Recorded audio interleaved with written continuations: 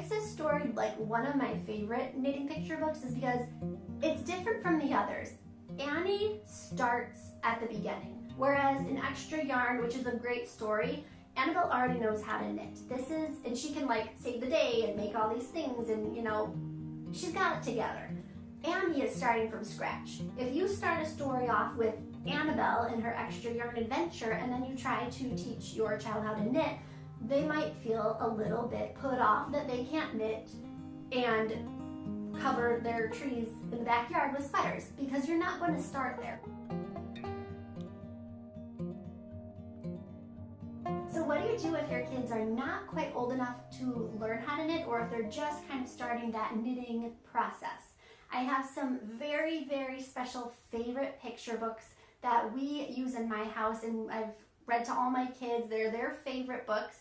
Actually, these are the favorite picture books about knitting that are from my kids. They're not I like them a lot, but they weren't voted favorite by me. They were voted favorites by my kids. So I'm going to walk you through what those favorite stories are right now. Now, these are picture books, so they're not chapter books. They're not reference books. They're not going to actually teach you how to knit. They're just there for inspiring your kids, getting them exposed to knitting if they're not around knitters normally, but just getting them excited about the thought. We're just kind of planting a little seed in their head about the idea of wanting to learn how to knit. Now, the way we did this was we had just a piece of notebook paper. We kept track of probably 30 stories that we read and ranked.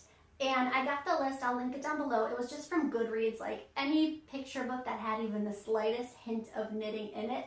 Some of them, upon reading, really, it's a stretch to call it a book about knitting. And then some of them I just didn't feel were quite appropriate to read to my kids, so we didn't read those. But these are their favorite, top ranked, these are all the 5-star reviewed books from my kids. So I'm hoping that this list, besides just being fun and random, is really helpful for moms, whether you're teaching your kids to knit just for fun, or if you're homeschooling. It's really great for grandparents who want to pass on the love of knitting to their grandkids.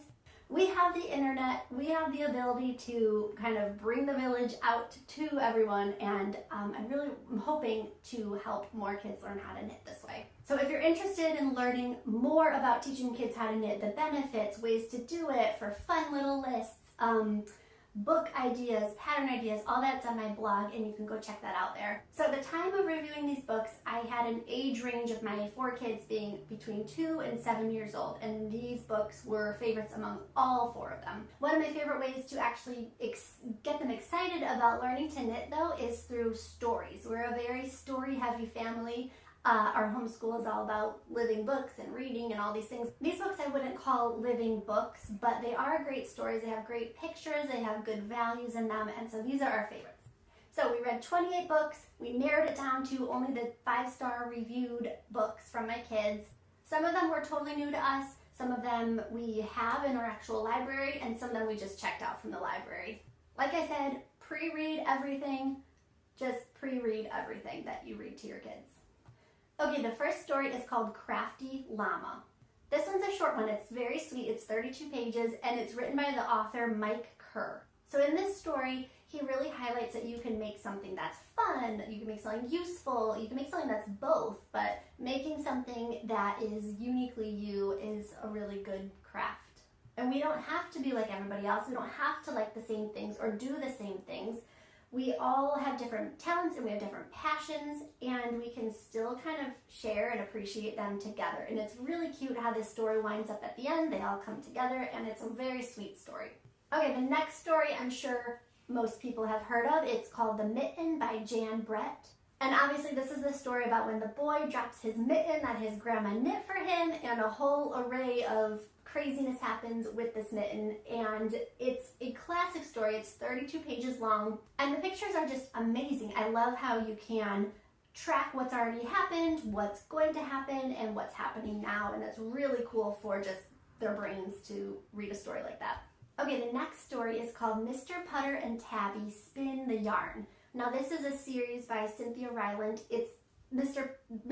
Putter and Tabby are hilarious. They always get into some strange mischief, and then they end up learning a good lesson. This one has to do with yarn.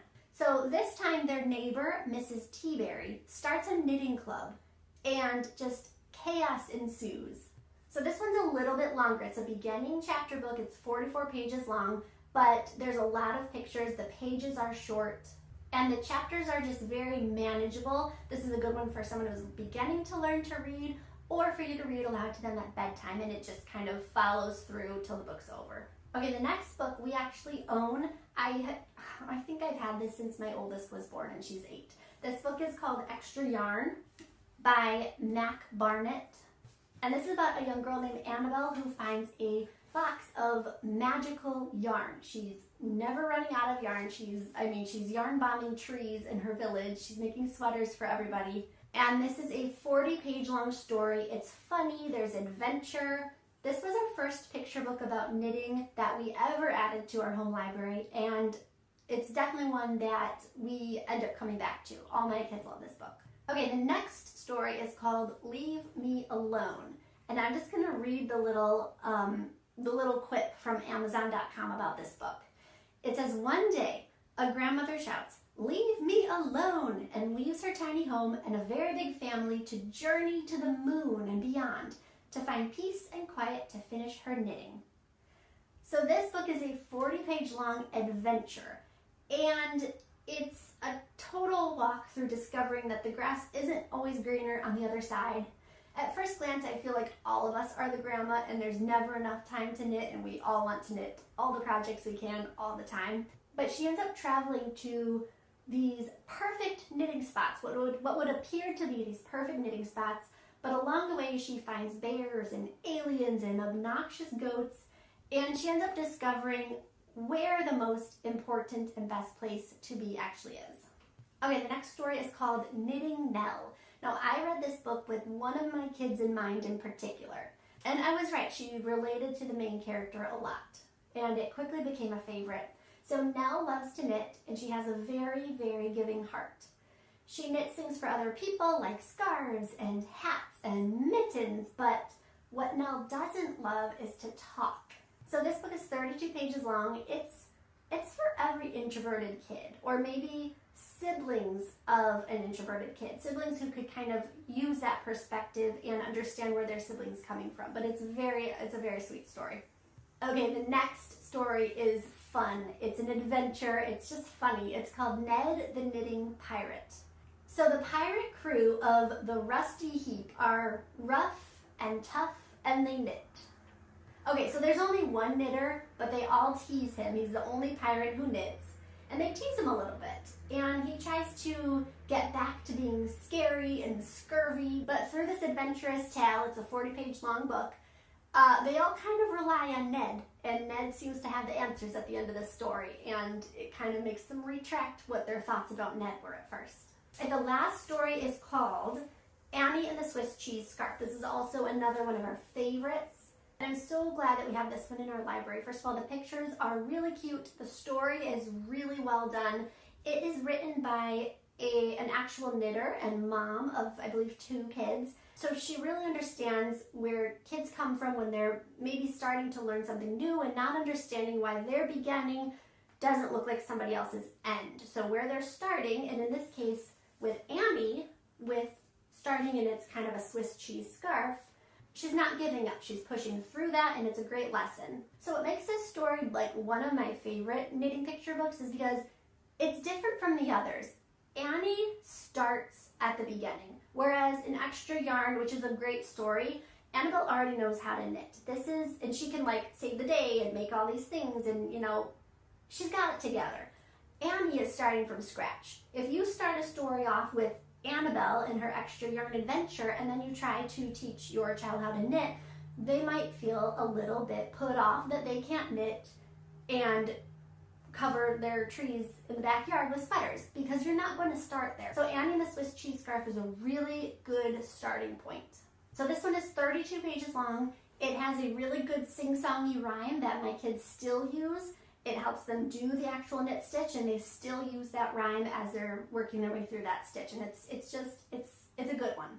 So there are a lot of really good knitting picture books out there. Some of them are duds, some of them are just so-so, but these were our favorite ones. Now I do want to add in 2 last books. These are bonus books. These ones are not picture books, but if you are interested in teaching your kids how to knit, I really, really do recommend starting with the complete photo guide to knitting. This one has really good pictures. They're colorful pictures. Everything's up close. It takes you from being a beginner and even just learning what a knit stitch looks like and able to make it, the supplies you need to do that, all the way through to knitting cables and knitting lace. And so it's really one that you will want to have in your library because you're going to be referencing it so often, and it really just takes you along through beginner to easy to intermediate to expert level knitters. And then the last one, this is for she was, I think, 6 at the time when she got this. This one's called My First Animal Knitting Book, and it has a lot of variety of projects because that's what we're looking for when we're first teaching our kids how to knit. You don't want them to only be knitting blankets or only be knitting dishcloths because they're going to run out of the motivation and the joy if they're only knitting the same thing over and over and over again. This one has really cute animal themed scarves and hats and cozies, and it's really cute. This is one where I try to kind of alternate between getting them to get started on knitting a project that maybe I choose for them versus letting them pick what they want to knit, because you can only use so many doll blankets before they start to really gather up in your house. But I don't want them to get bored and we're always knitting things mom wants me to knit. I want them to be able to knit whatever they want to knit too. And this is a really good one. It does teach them color work and different shaping techniques and things like that. So last 2 final books, they're not picture books. Once you're past that point of picture books, I do recommend these 2 books to get you started as far as learning how to knit. So like I said, my blog, thisyellowfarmhouse.com, and here on my YouTube channel, over on Instagram, those are all really good places to find lots of information about teaching your kids to knit. So I hope that you will go take some of these books, go head to the library, go over to Thrift Books or Amazon or wherever. I'll link everything that I listed down below and you can go check those out yourself. And I hope that you guys have a lot of fun learning how to knit.